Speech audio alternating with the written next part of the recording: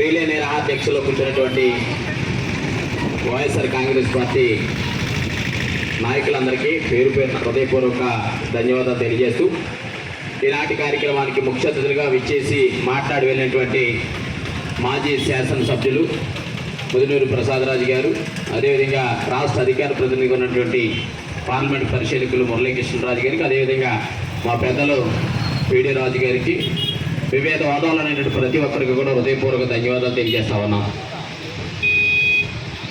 ఈరోజు డిఎస్సీలో జరిగినటువంటి అవినీతికి వ్యతిరేకంగా వైఎస్ఆర్ కాంగ్రెస్ పార్టీ ఆధ్వర్యంలో రెండో రోజు రిలే నిరాహారదీక్షకి పిలుపునివ్వడం జరిగింది. వాస్తవంగా కూటమి ప్రభుత్వం అధికారంలోకి వచ్చిన తర్వాత అధికారంలోకి రావటం కోసం జగన్మోహన్ రెడ్డి గారు ఏ అయితే సంక్షేమ పథకాలు ఇస్తా ఉన్నారో ఆ సంక్షేమ పథకాలకి డబుల్ ఇస్తామని చెప్పి ప్రసారం చేసినటువంటి కూటమి ప్రభుత్వం ఒక పక్కన నేను ప్రశ్నించడమే నా ఏజెండా అని చెప్పి జనసేన పార్టీ స్థాపిస్తే, ఇంకొక పక్కన బీజేపీ తెలుగుదేశం పార్టీ మూడు యొక్క కలయికతోటి ప్రజలను మోసం చేయడం కోసం రోడ్డెక్కినటువంటి పరిస్థితి మనం చూసాం. ఈరోజు రాష్ట్ర వ్యాప్తంగా వైఎస్ఆర్ కాంగ్రెస్ పార్టీ నాయకులే కార్యకర్తలే కాకుండా ప్రజానికం జరుగుతున్నటువంటి అవినీతి మీద గొంతెత్తే పరిస్థితి ఉంటే కూటమి ప్రభుత్వానికి ఏమైనా గుర్తున్నట్లేదు, అసలు పట్టించుకునేటువంటి పరిస్థితి లేదు. ఇలా డిఎస్సీలో జరిగినటువంటి ఏదైతే టీచర్ పోస్టులో జరిగినటువంటి అవినీతికి బాధ్యత వహిస్తూ ఇలా సిబిఐ ఎంక్వైరీ చేసి అసలు వాస్తవం ఎంత అవాస్తవం ఎంత తేల్చమని చెప్తే ప్రభుత్వం ఎందుకు ఎదరగరాదు? అసలు ప్రభుత్వం ఎందుకు చర్యలు తీసుకోదు?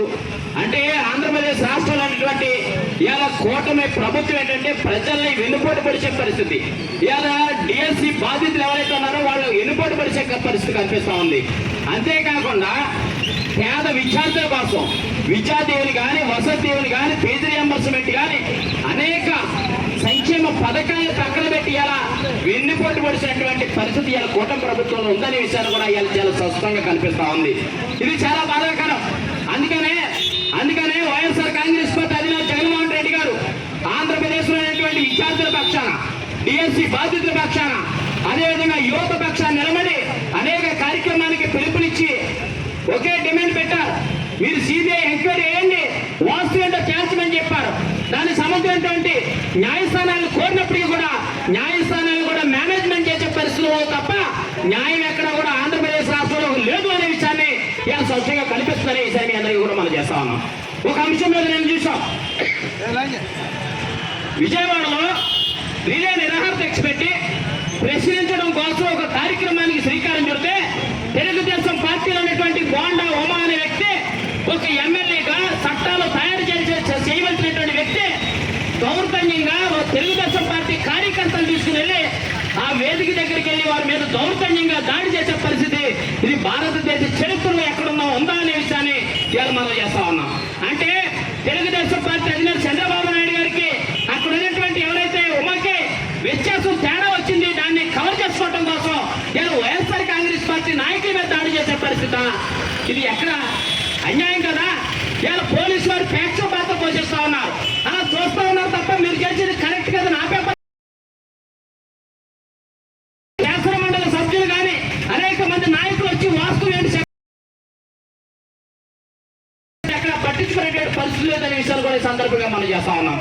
ఆంధ్రప్రదేశ్ రాష్ట్రంలో ఇలా అరాచక పాలన జరుగుతూ ఉంది. చూడండి, లేదు బెల్ట్ షాపులు చూడండి, లేకపోతే బారం చూడండి, క్లబ్లు చూడండి.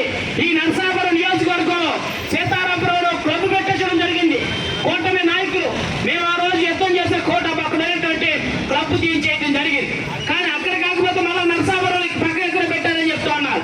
ఇలా దోచుకో పంచుకో అనే విధానంతో ఇలా కూటమి ప్రభుత్వం నడుస్తుంది తప్ప ప్రజాపాలన మీద కానీ, ప్రజా సంక్షేమం మీద కానీ, యువత మీద కానీ ఎక్కడ కూడా దృష్టి పెట్ట మేము ప్రశ్నిస్తా ఉన్నాం. అంతేకాదు మాజీ జగన్మోహన్ రెడ్డి గారి ఆదేశాల మేరకు ఏదైతే అవినీతికి బాధ్యత వహిస్తూ నారా లోకేష్ గారు రాజీనామా చేయాలి, అదేవిధంగా సిబిఐ